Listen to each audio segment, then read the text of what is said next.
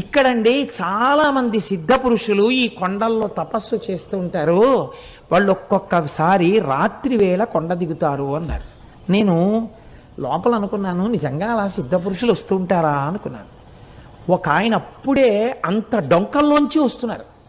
వస్తుంటే ఈయన గభాలను ఆపి వస్తున్నారా అని ఆయనతో ఏదో మాట్లాడారు. నేను తెల్లబోయిన సన్నివేశం మీకు చెప్తున్నాను. గోళ్ళు ఇలా తిరిగిపోయి ఉన్నాయి. అంటే ఎన్నేళ్ల నుంచి జరుగుతోందో ఆ తపస్సు అయింది. ఆయన బహుశా మాకు దర్శనం ఇవ్వడానికే కిందకొచ్చి ఉండి ఉండవచ్చు. మీకు నేను ఒక పరమ సత్యాన్ని ఇవాళ చెప్తున్నాను, మీరు నన్ను నమ్మండి, నేను అబద్ధం చెప్పట్లేదు. ఆయన నన్ను అడిగారు, పక్కకి తీసుకెళ్లి గిరి ప్రదక్షిణం చేస్తుంటే మీకు రమణులు అంటే ఎందుకు ఇంత ఇష్టం అని అడిగారు. అడిగితే ఏదో పుస్తకాల్లో చదువుకున్న 4 మాటలు తప్ప నాకేం తెలుసు కనుక, ఆ రమణులు అంతటి వారండి, రమణులు ఇంతటి వారండి, నేను చదువుకున్నవేవో చెప్పి